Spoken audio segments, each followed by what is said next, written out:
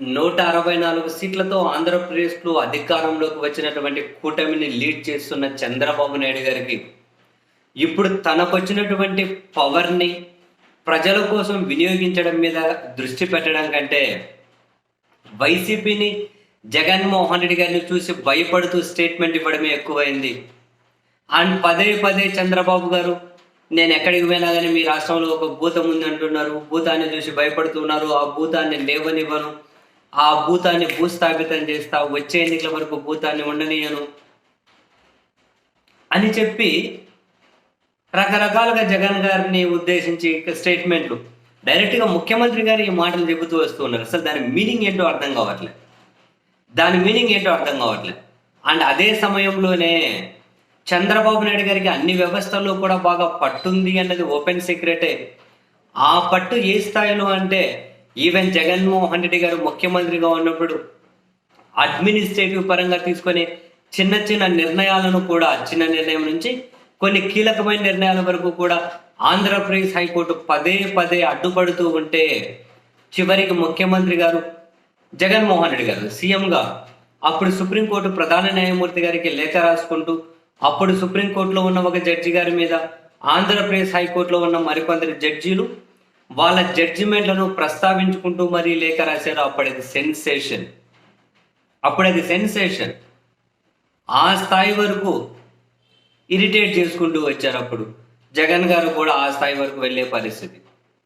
సరే, ఇప్పుడు జగన్మోహన్ రెడ్డి గారు అధికారంలో లేరు. అన్ని వ్యవస్థలోనూ పట్టున్న చంద్రబాబు గారు ముఖ్యమంత్రిగా ఉన్నారు.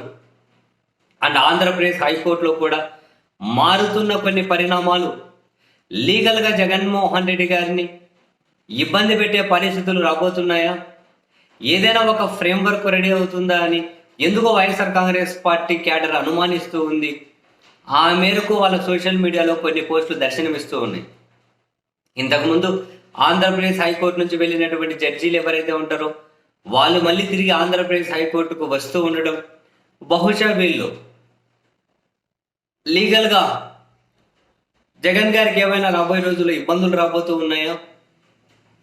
రాజకీయంగా కూడా జగన్ గారిని దెబ్బతీసే విధంగా ఏదైనా పరంజామా సిద్ధమవుతుందా అని వాళ్ళు అనుమానిస్తూ ఉన్నారు.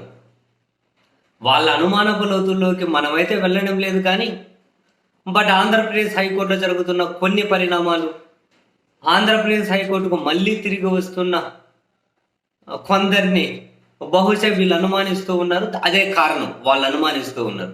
బట్ అలా ఉండకపోవచ్చులేండి. జ్యుడిషియరీ మీద నమ్మకం ఉంచాల్సిందే, వ్యవస్థల మీద నమ్మకం ఉంచాల్సిందే. అఫ్కోర్స్ వ్యవస్థలు మీ నమ్మకాన్ని దెబ్బతీస్తూ ఉండొచ్చు. రాష్ట్రంలో, దేశంలో జరుగుతున్న పరిణామాలు వ్యవస్థల మీద మీకు అసలు నమ్మకం లేకుండా చేస్తే ఉండొచ్చు. నేను దాన్ని కూడా ఏమీ డిఫర్ అవుతలేను మీ మీ మీ అనుమానంతో, మీ ఒపీనియన్ తోటి. అయినా కూడా తప్పదు, వ్యవస్థను నమ్మాల్సిందే. అండ్ జగన్మోహన్ రెడ్డి గారికి రాజకీయంగా వీళ్ళు అనుమానిస్తున్నట్లు ఏమైనా ఇబ్బందికర పరిస్థితులు రాబోతున్నాయా అంటే, కాలం చెప్పే సమాధానం కోసం వేచి చూడాల్సిందే.